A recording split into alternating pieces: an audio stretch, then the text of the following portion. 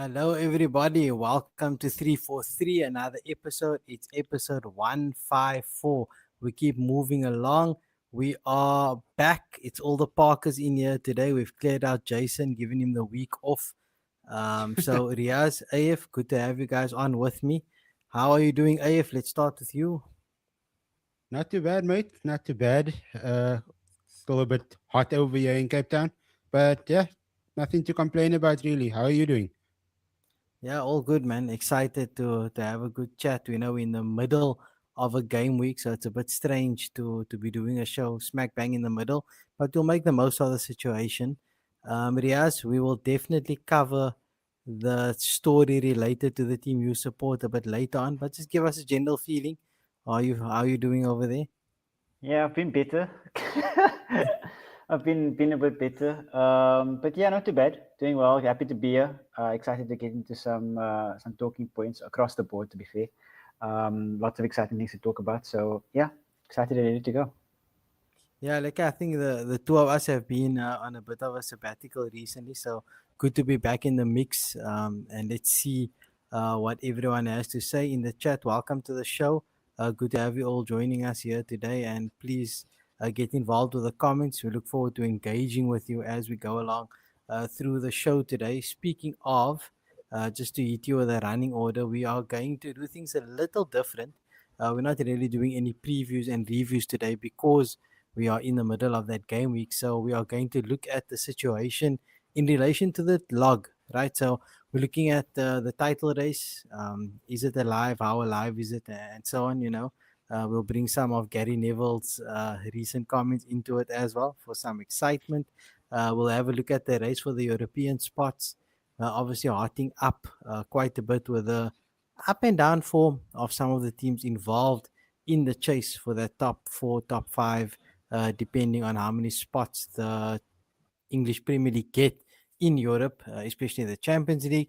And then we make our way down the table for the relegation battle, which is interesting or kind of interesting because it looks like two teams are pretty much down, but that third spot is very tasty, and we do see a couple of teams being dragged down.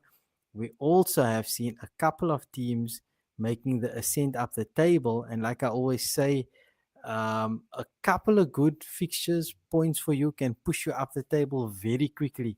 I'm looking at you, Everton. If you have any Everton supporters there, they are at the dizzy heights, I think, of eighth on the table at the moment. So quite interesting. And as you can see, the banner flashing across the screen there. Please like, share, subscribe. Do support us, and it is much appreciated. So let's get straight into it. We are going to look at the title race. And before Man City played Liverpool, a lot of the pundits, a lot of the media are talking about the title race is over. But Man City came from behind to beat Liverpool. Obviously, as always, there has to be some controversy, which there was in that game. But suddenly, the gap went from 6 to 9 and back to 6 points. And now the title race is on again. So before Liverpool played City, it was off.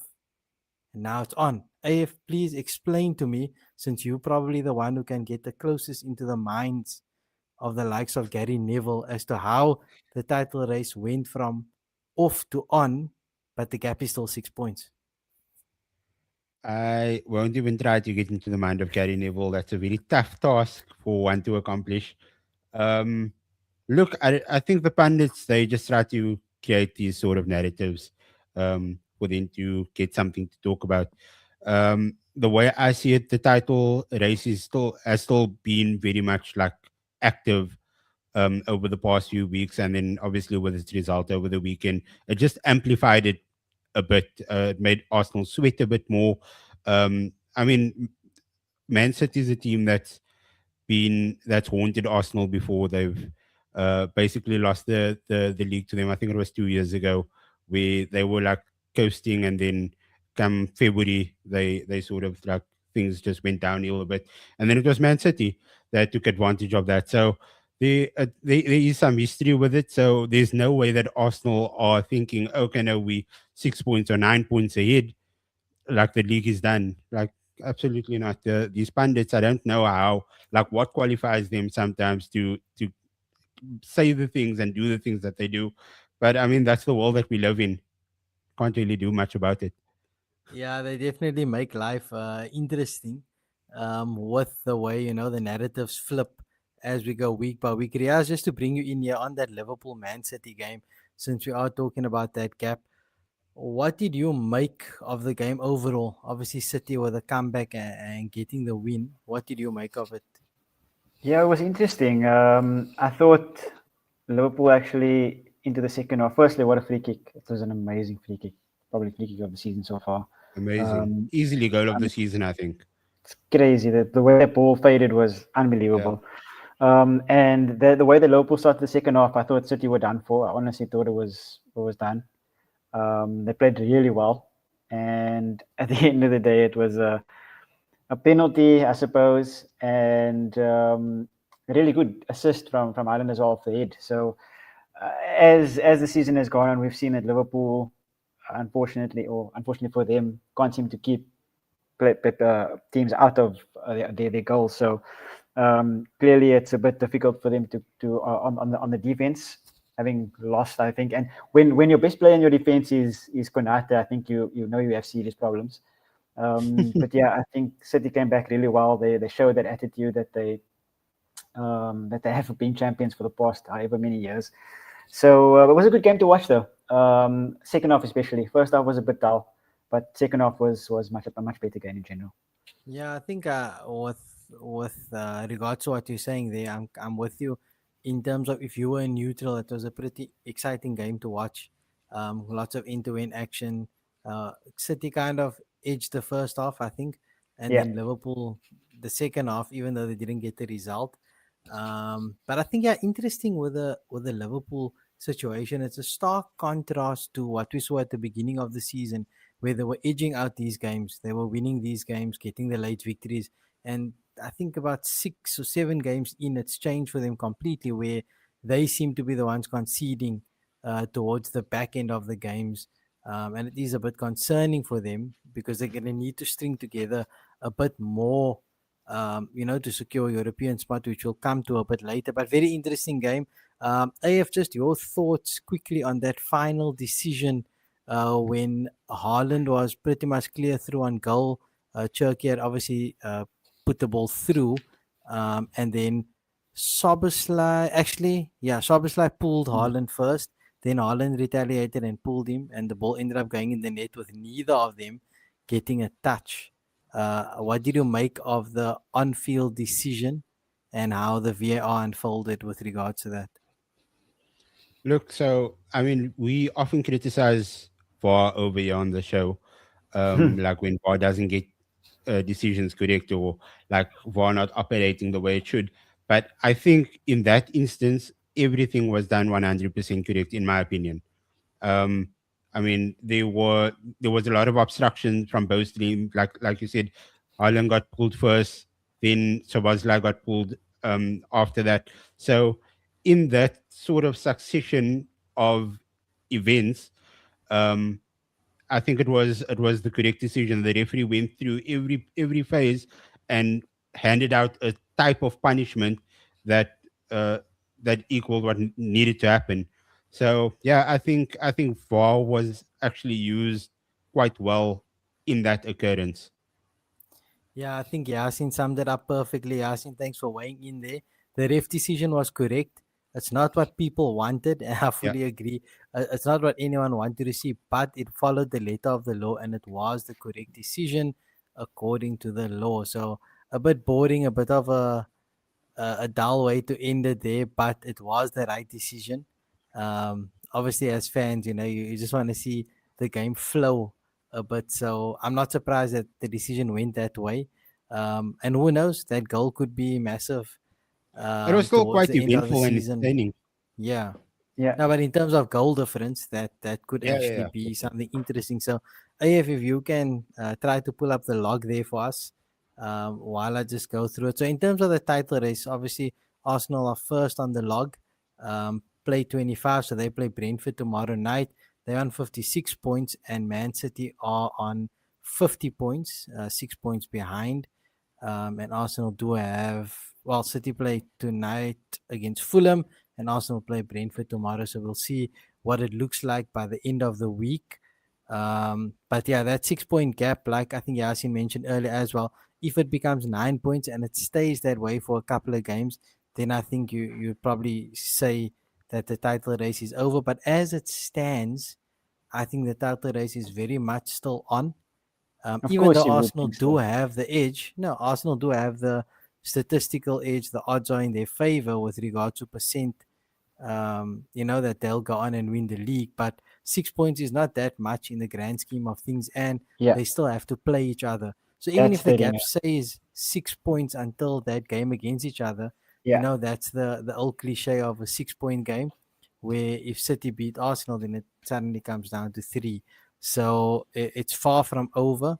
But Arsenal do hold the edge in goal difference currently. They are 5 goals ahead on goal difference, which is massive. It's almost equal to an extra point. You hear that quite often from the pundits. So Riaz, other than Man City to challenge Arsenal, do you see Aston Villa still being a realistic third challenger for the title, or is it a two-horse race?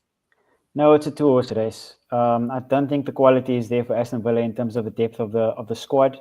So I think that obviously that they were going to fall away. They did really well to be in the position that they are in at the moment. They are doing really well, but they're now starting to fall off a little bit. They're losing games that they should win, as you can see from their form guide. To win the last five. So Yeah.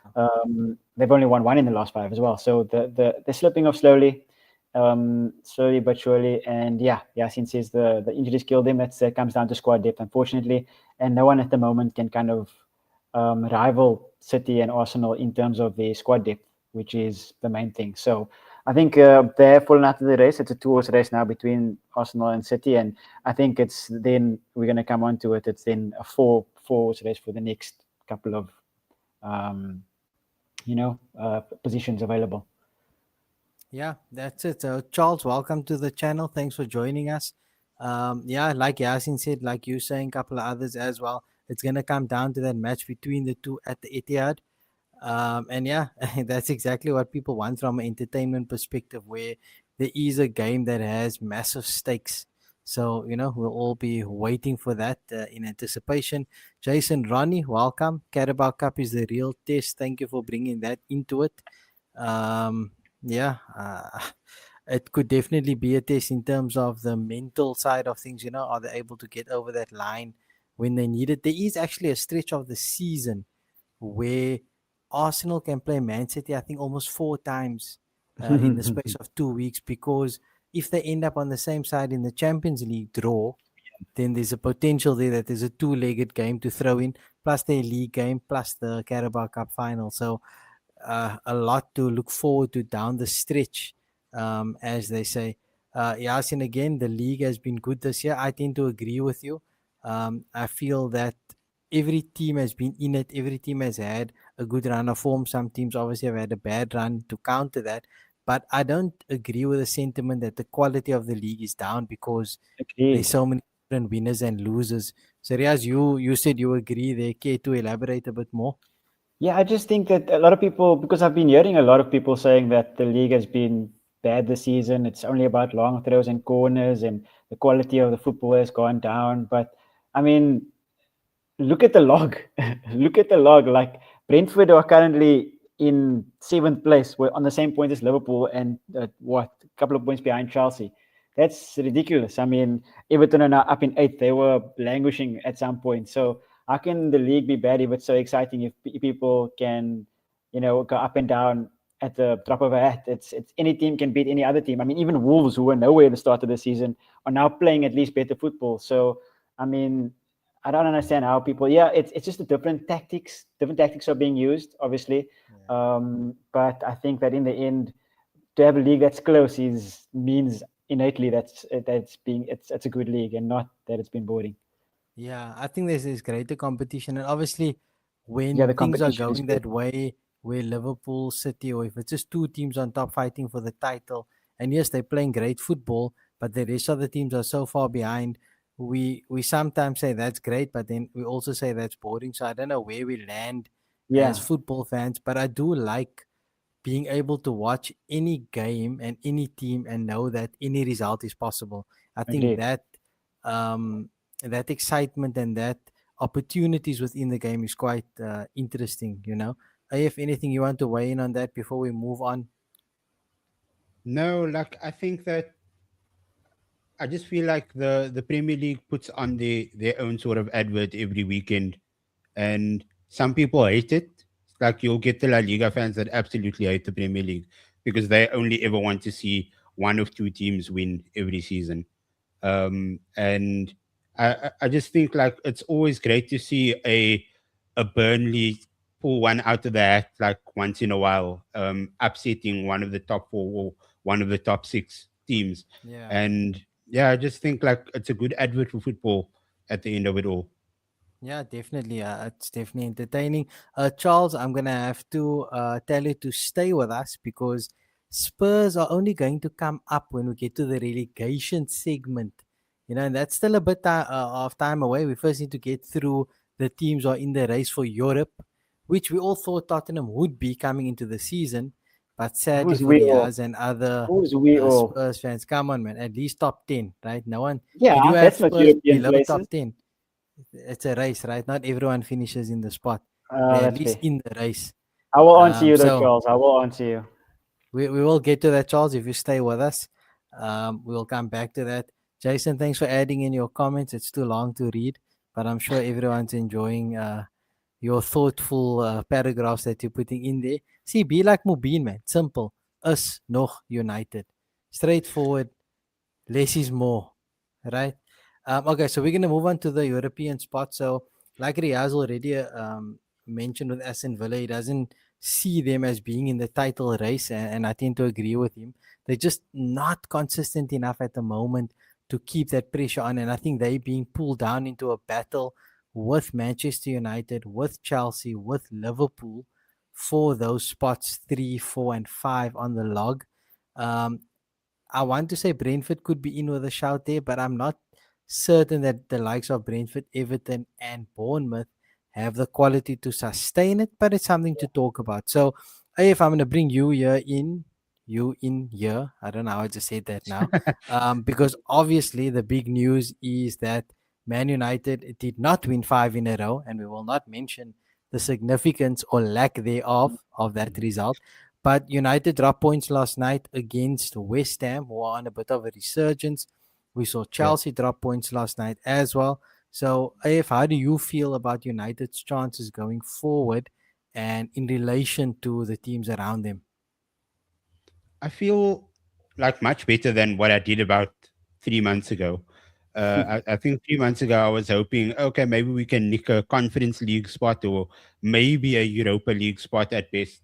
But obviously the resurgence over the last few weeks has been great, and um, I think that the players are starting to believe themselves, that they can try to punch a bit higher than what they have been, um, over the last like couple of years. So yeah, like from that point of view, I think it's a good thing. Last night was probably our biggest test that we've had thus far, because when you play a bigger team, the players are always up for that. They're always like, okay, no, like Man City, we up for it. Arsenal, we are up for it. West Ham is fighting for relegation, and I mean they've been on the resurgence, like you said. Yeah. But that was a insane low block that they played last night. They did what they needed to do to get something out of that game, and they were so close to getting the full 3 points, getting out of the. I think they would have been out of the relegation zone, Yeah. or like 3 points away from Nottingham Forest, if I'm not mistaken. Yeah. But yeah, I mean they executed their game plan really well. Put it that I think that it, way. I Yeah, and think it that's the also thing, like proved that. for Sorry, Ben. yeah, I go just for it. think it No, also no, go. proved that United, when they have the ball, still have a lot of work to do. Like when they No, have for sure. most of the ball, because the last couple of weeks, yeah, they've gotten good results, but it's when they don't have the ball, don't have to take the bull by the horns per se, where they have to break teams down. Against Arsenal, against City, and things like that, they were allowed to kind of sit off and not kind of impose their game plan on it, even though they did really well when they did have the ball. I think they had more space to exploit it. Where against a low block against West Ham, I think you can see that they still struggle to break the team down. They got there in the end, but I think they were extremely lucky to do so. But I think they will only get better. I think they're doing really, really well so far. So I think they'll only get better and learn how to do that.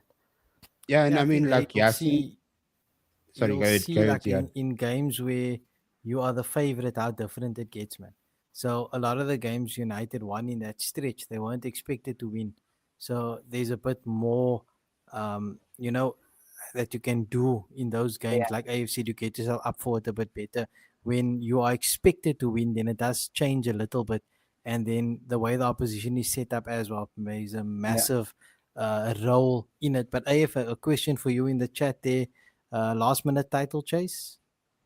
No, no, no. I'm not on that delusion train. If you I won just last want night, us though, to I just want us to play as well or as good as we can. Try to just secure that Champions League spot and mm, take it from there. Like I'm not gonna get sucked into any of this delusional talk. Like it's so crazy. There are so many fans on social media saying, "Oh, United," and they genuinely believe this, right? They genuinely believe that United have a chance to lift the title this season. I'm like, no, guys. I don't know what It's very Kool Aid you guys are difficult to drinking, but I'm not having it. it's very difficult to string together a long run of Yeah. matches like in the past where you the rattle of 10 wins in a row or something. It's a bit harder in the Premier League this year, but credit to United and Chelsea considering the recent form. Both teams have done really well since the new managers have taken over, and both of them obviously drew last night. So, Riyaz, just a little bit about Chelsea from your side. How do you see them going in the next 10 or so games? Do you think they're going to finish in the Champions League spot or could they fall out? I hope not. um, I I think they eventually will they will kind of get there if they're five. If there's a five um, Champions League place in the Premier League, then I think they'll finish fifth at the very least, or I guess at most, because I think that top four will stay the way it is. Maybe Villa and Chelsea will battle it out for 4 and 5. But yeah, they have a good squad. They have a good squad and a good team, and the manager seems to be to at least know what he's doing. So when you have such a good team and squad, even if you're not at it every game, you're eventually gonna do really really well if the manager knows what he's doing.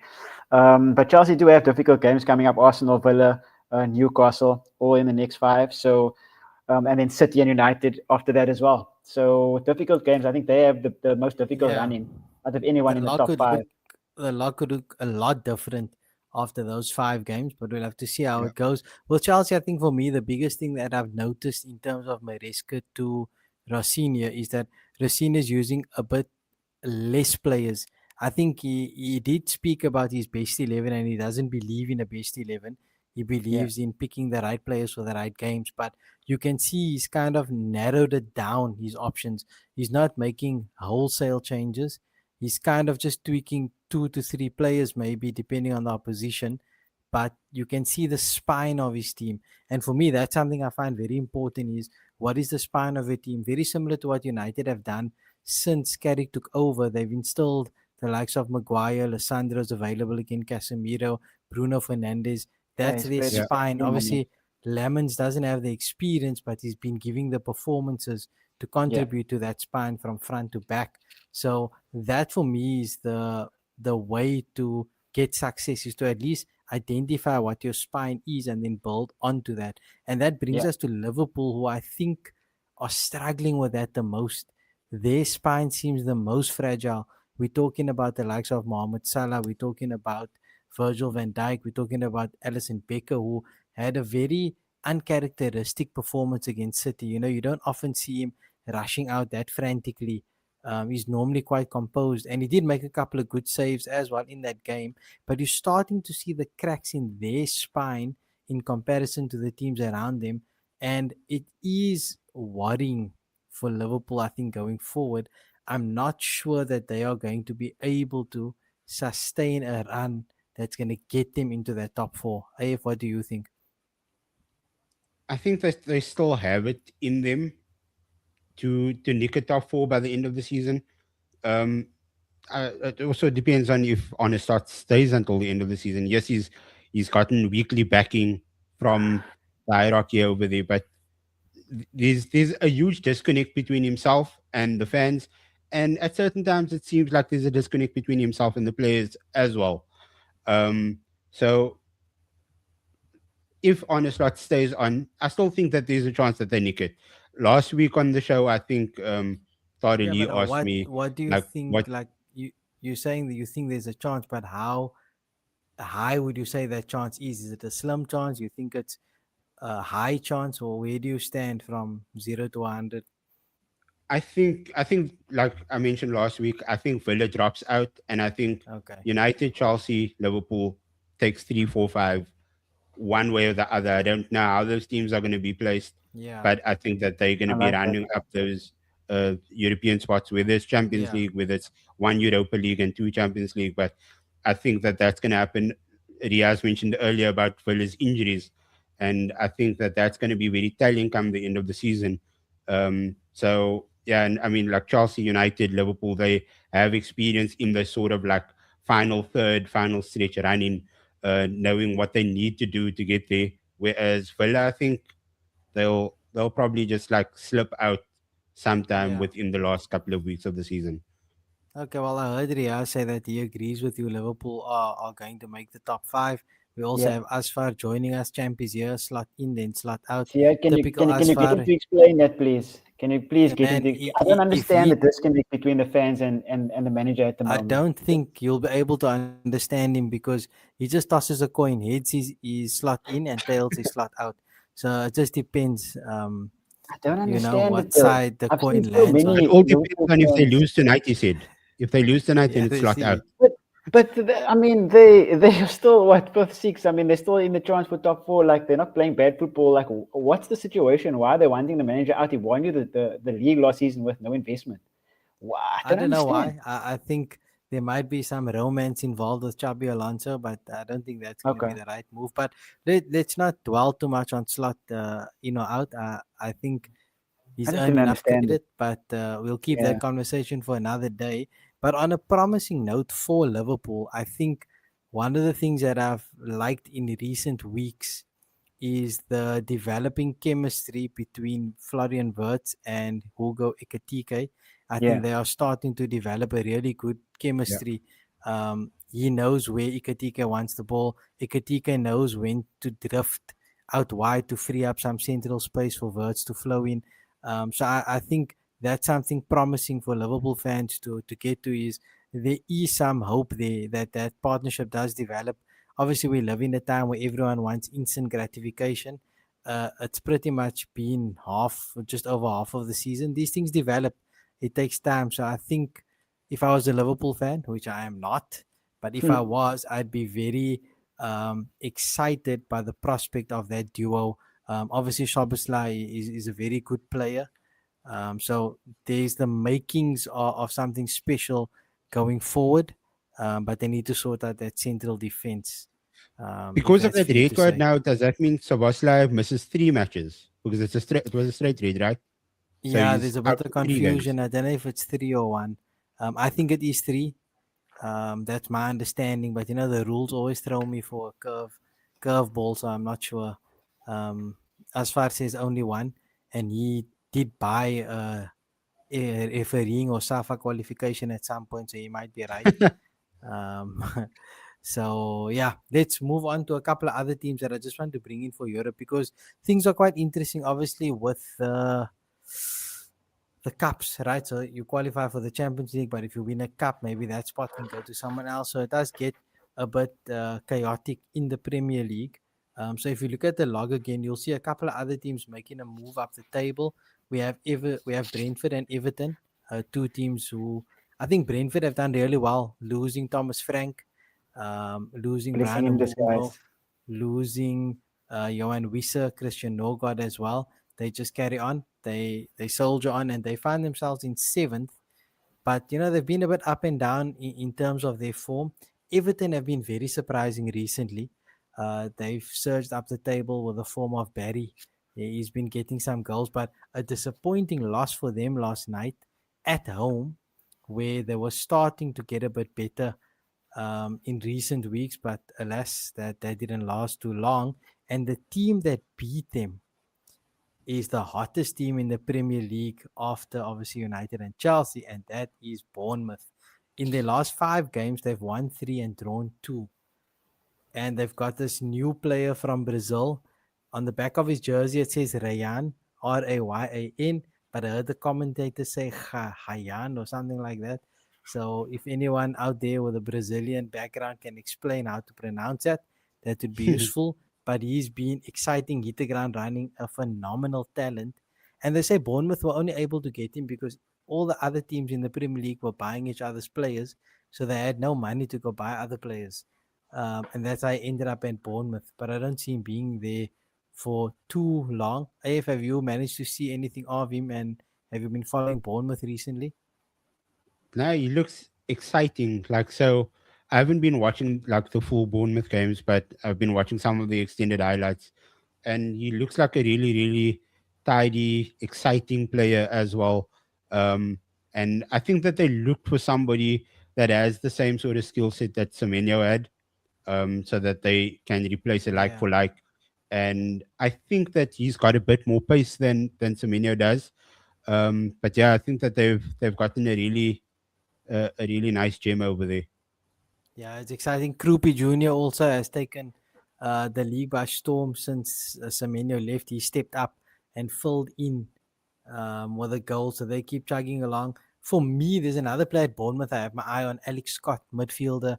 He's very Mm. dynamic. He's not as good as the Elliot Andersons, the Adam Whartons, and so on, but the potential is there. So definitely one to watch, especially if you're a Man United team looking to sign a central midfielder. That might be someone that could come onto your radar. Riyaz, a question for you with regards to Everton, Bournemouth, and Brentford. Which of those three do you think is more likely to make a charge into, say, a Europa League spot? Are we saying Europa League is 6, or is it 6 and 7? Yeah, let's say 6 and 7. Anything can happen, but of those three, which is more likely to make the charge? I think Newcastle, but out of the So three, out of that, I would say Bournemouth. I think they have the most quality out of the three teams. I mean, Brentford and Everton have done really well. Everton they have a good, solid team as well. Their backline is good, really good. They've got solid defense with obviously the journeyman as a keeper, and yeah, I'm not gonna say anything to that, Ramiz. That's disgraceful of you, please. But yeah, I think that both of them have good teams. Brentford have been doing well, like you said, without their big players from last season and the manager. They've been doing really well. But at the end of the day, I think the quality in the Bournemouth side is better than the other two teams. While the other two teams are stable, more stable than Bournemouth. Bournemouth will lose more games, but they will also, I think, win more games. So I think Bournemouth will end up the highest of the three, if I had to just take that's a a guess. that's a Even good though, point to make about them losing or winning. They don't really draw as much because they play a bit more open and a bit more yeah, adventurous. So I tend to agree with you. I think Bournemouth do have a good chance, if any, but it will take a lot for the teams above them to drop as well. Interesting you mentioned Newcastle because they were going to be my honorable mention before we move down the log. They had a fantastic result last night against Spurs, which obviously led to the sacking of Thomas Frank. But I thought Newcastle were quite lively. They haven't been doing too well on the form table up mhm. until that game. I think this might be a bit of a change for them. The It could doctor has come to ignite. town. Yeah, exactly, that's what Spurs do for you. So for me, the standout in that game was Jacob Ramsey, who hasn't had much game time, but he was very lively yesterday. So he could be someone that they look to going forward. They do have good options, you know.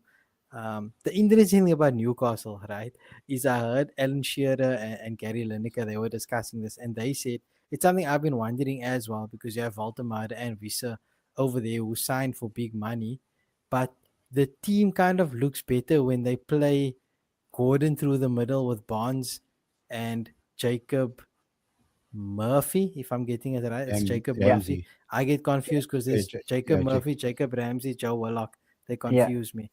But when Ramsey it's plays Bonds, middle, Murphy, Murphy plays yeah, wide. Yeah, yeah, yeah, so it's Murphy. So when it's Murphy, Gordon and Barnes that play up front as the front three, then Newcastle look a bit better than when it is Valtemado or Wissa, which is interesting because I'm not saying it's true, but that's just what the form guide has shown in recent times. So you spent a lot of money on two strikers, but your team looks better when they're not playing. So definitely something that's interesting to watch. But I think Valtemado will come good. He had a good run at the beginning, and obviously it's a new league for him, so it'll be up and down for a bit. Wissa, I'm not too high on, but obviously, if He's what a do good you think? backup. Wissa at Newcastle, you like him at Newcastle? You like him as a player in general? No, I think he's a good player, and I think he really fits the Newcastle system. I just feel like he's had a bit of a roller coaster season thus far, like starting off injured, having to try and get that match fitness after that, while Newcastle are trying to like fight for places and stuff like that. So, like he's been quite unfortunate and quite unlucky this season, but I still think that the talent and the potential for him to contribute well to this team is high. And yeah, I think he could have a really strong end to the season. Yeah, could be exciting, Ria. So you saying you see Newcastle leapfrogging the likes of Bournemouth, Everton, Brentford up into a battle for the top 6 or 7?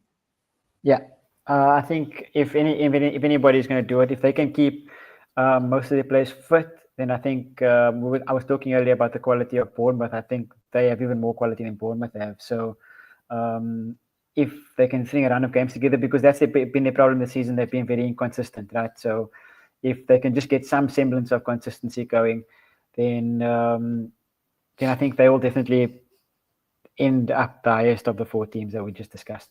Okay, so let's move on now. Let's scroll down the table. And like I mentioned, obviously Newcastle beat Spurs last night, which saw the end of Thomas Frank. So before we discuss the relegation candidates and battle in a bit more detail, I give you the floor, Riaz, to tell us how you feel about losing your manager and what is the way forward for Tottenham Hotspur. Yeah, those are two very difficult questions. The first question, how do I feel about losing the manager? Good. It was time for him to go. A long time ago, to be fair.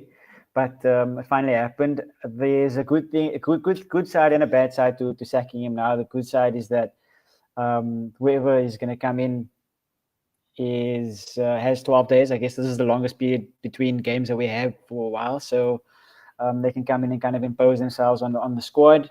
The bad part, and there's plenty of bad parts about it, is that the first game that the new manager has is Arsenal, and we were going to lose that either way. So maybe it would be better for Frank to just lose that game and then be sacked. And then the other part is that the new manager is going to inherit a squad that is on bare bones. There's no one in it to basically help. So those are the two bad things that is kind of currently happening with the sacking. There's also kind of a matter of, it seems like they have no plan.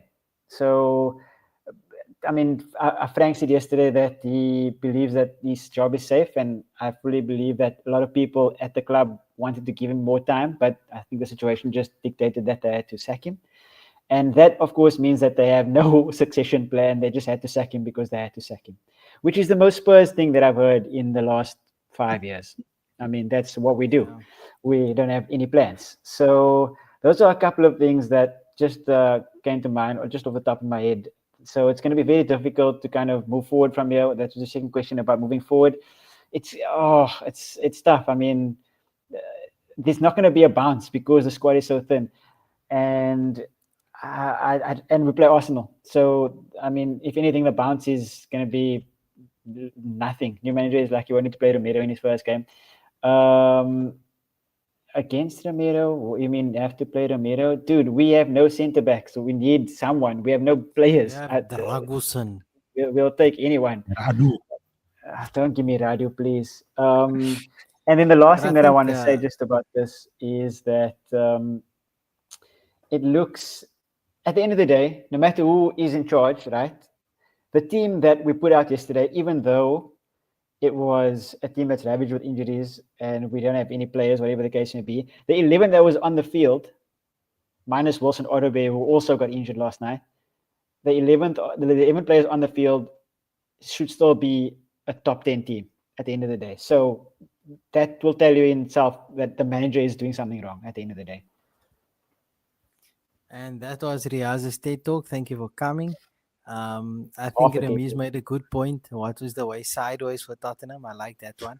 But I can't say too much about moving sideways because apparently Arsenal only pass the ball sideways. So let me rather refrain from weighing in there. But with Spurs, the thing I did like recently, I like the form of Solanke. I like seeing him back in the team, Mhm. and just the dynamic that he adds. I quite like it, and I can see Conor Gallagher growing, his influence growing in that midfield. So a couple of things could be interesting there, for Spurs. And I've always been a big fan of Archie Gray.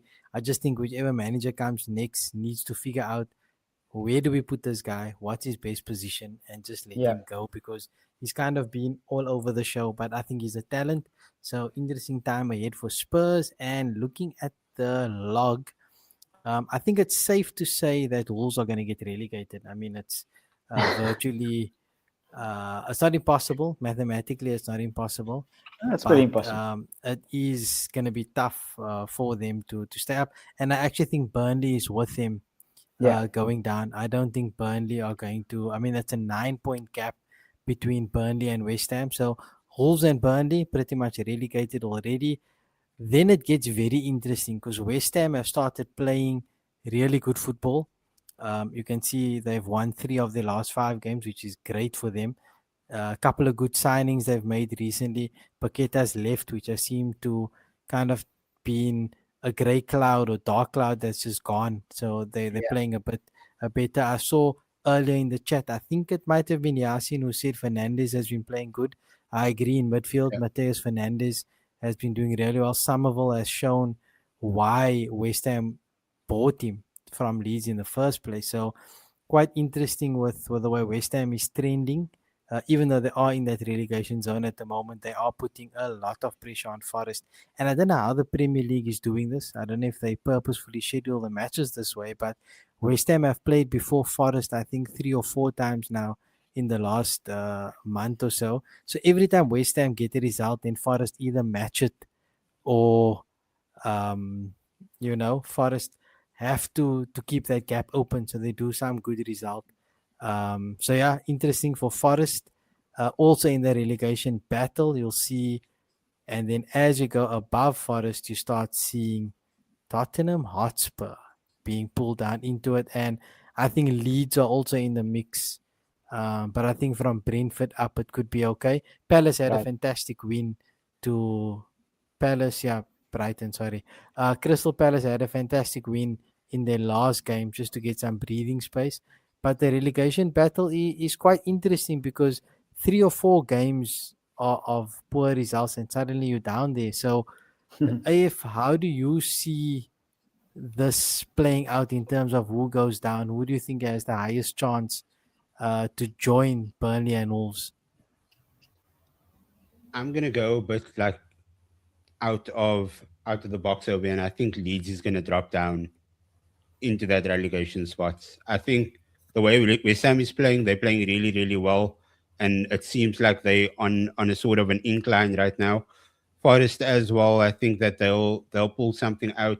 Spurs, are, as much as people banter and all the memes are going around and stuff like that, I can't see Spurs getting relegated. So But I think I Leeds like will. Leeds, man.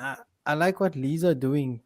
Yeah, you can They have like some them. good I'm not saying players that you can't also. like them. You reckon? I'm just giving my opinion in terms of But like they, who yeah, I no. think might drop down. I'm just saying, like the way Leeds are Yeah. playing, I think they can do enough to stay up. So it's interesting. You say you see them dropping down. So definitely one to watch there because Leeds have Calvert Lewin scoring goals. Addison's doing well.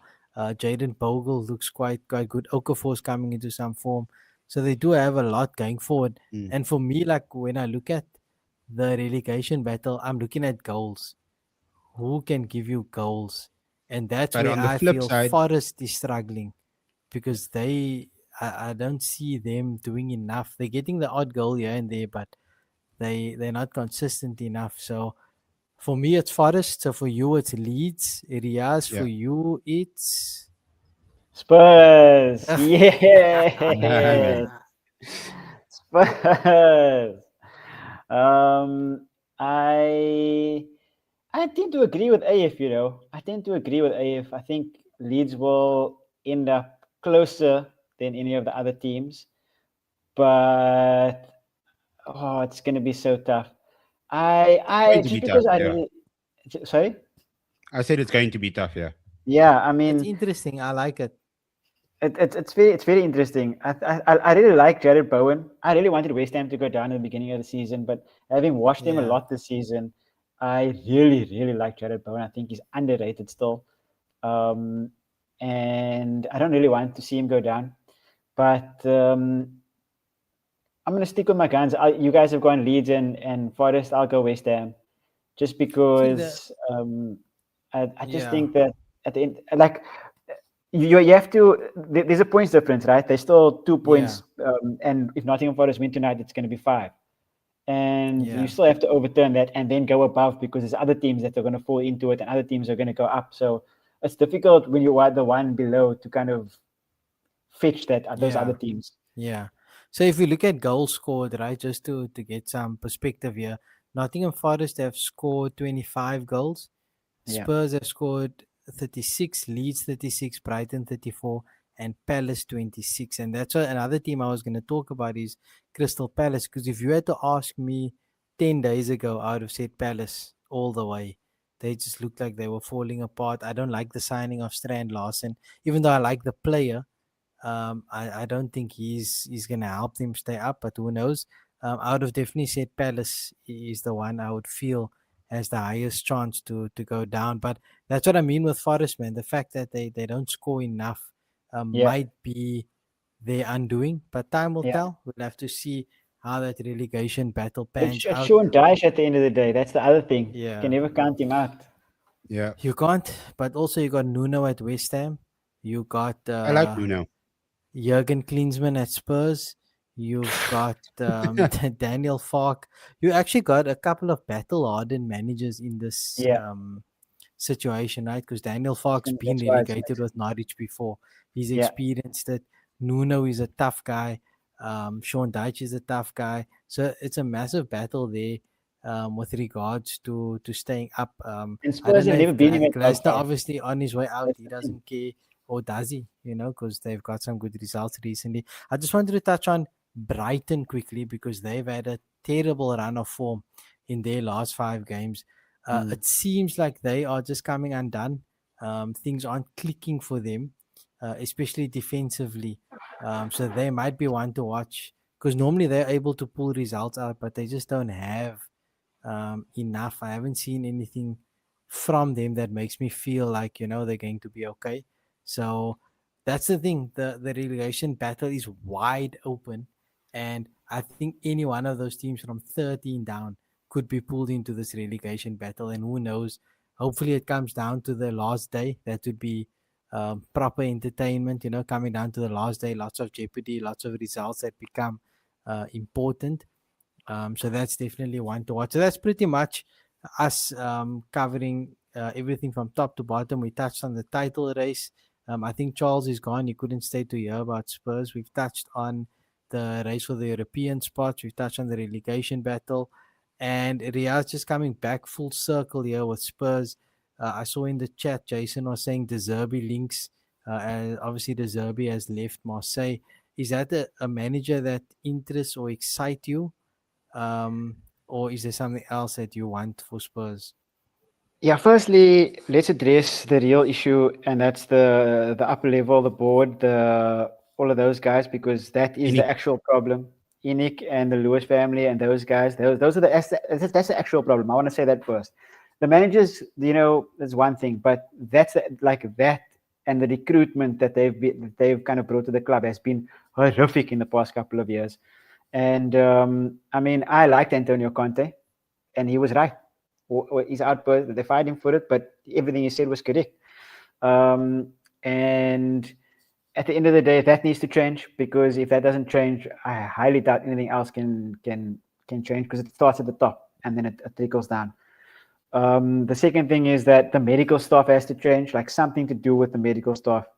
There's something in the medical room is a tukum there. Like there's some sort of spook there that's making a lot of issues happen for the players.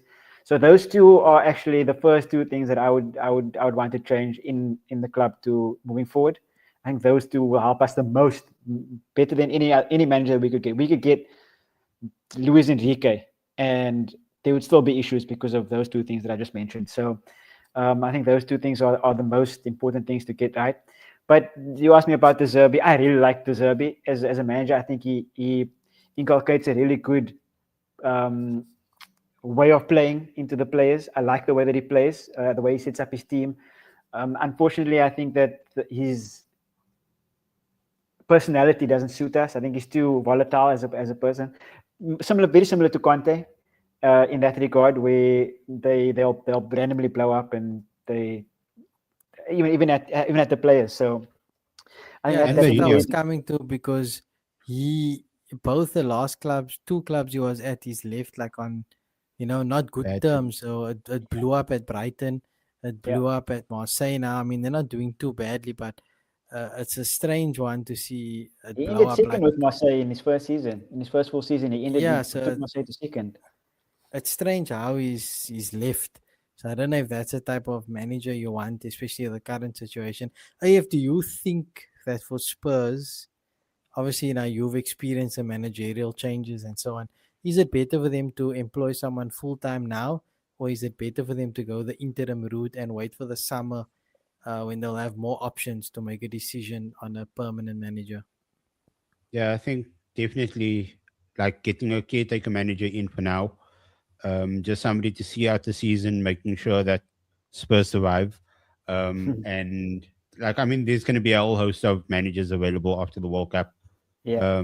Talking about Tuchel and Pochettino, everybody's talking about maybe there's a homecoming available for Pochettino right now. Um, like, actually seen a lot of people on Twitter throwing out the, like I know I mentioned it in our group earlier. Harry Redknapp, he's a master at like escaping the drop, and Harry Houdini and all of those things. And then just before we started, now I saw David Bentley giving an interview as well, saying that Harry Redknapp needs to be the manager to see out the season at Spurs. He knows the club. He holds the club like quite close to his heart.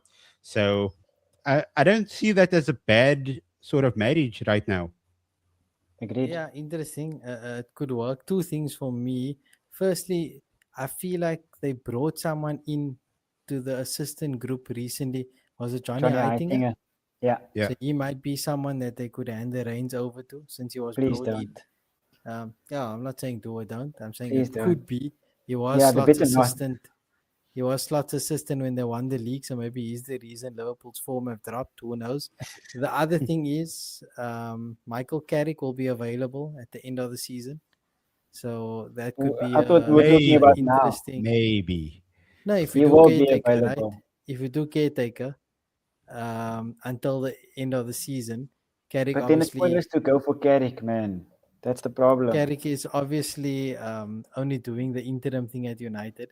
There'll be a big push to make him permanent. Let's see how the rest of the season goes. But all accounts point to him only doing the interim part. That leaves him open to return to one of his former clubs. So it could be quite interesting with the names you mentioned. Pochettino, obviously, a couple of other guys. United are also going to go big name hunting. It seems like with amount of managers that could be available, it doesn't make sense to just settle with Carrick. He obviously will be in the running, but there could be tons of managers who are out of contract after the World Cup who also come into the reckoning. So interesting times ahead with the managerial race. But that's pretty much a wrap from us. So thank you all in the chat. Thank you all for commenting, engaging, and for all the banter. I saw some interesting things going in there. Just a reminder to please like, share, subscribe. Do the thing. Thank you all for your support. Keep going. Keep sharing what we do here at Sportycast, and I will come back around with some interesting news. But first, we'll go to Riyaz just to wrap up from you, Riaz, where can we see you in the coming days until the next episode? Where you going to be hiding? Um, where am I going to be hiding? I guess you see, I'm going to be hiding in my room, so don't come and find me there. But you can tweet me at Parker_Riyaz if you really want to. I might not reply, but You yeah, that's where probably you can won't find me, I reply. guess. Yeah, he's going on sabbatical. If anything you need to plug or want to plug before we head off? Nah, just the fact that if you miss the South Africa Afghanistan T20 World Cup game today, go back and go watch that. It was some amazing, insane entertainment. So yeah, support the Proteas, guys. Yeah, good point, Ramiz. We hear he has on the radio, but he never says he's on the radio. So I don't know if he's shy or if he's trying to go undercover. But support him, yeah. He's on the radio, I think, every Friday night doing some sports. So which station is it again? 786. 786, yeah. So go Why you over sound so there on a sad? Friday night. You can hear Riaz talk about some It's a matter sport. of fact. Yeah, so AF, you mentioned the cricket. That was a phenomenal game. I mean, the highs and the lows, and we managed to pull that out somehow. So speaking of cricket, we do have a cricket theme podcast coming or cricket theme show coming. I think Friday or Saturday it will go live. We do have a couple of special guests lineup, one big collaboration, which we'll probably give some more information on tomorrow. So if you do follow cricket, if you are following the World Cup, check us out. We are going to be dropping that episode closer to the weekend. I think it's called Six and Out, but we'll give you more details tomorrow. So keep an eye out on the channels. Follow us on all the channels.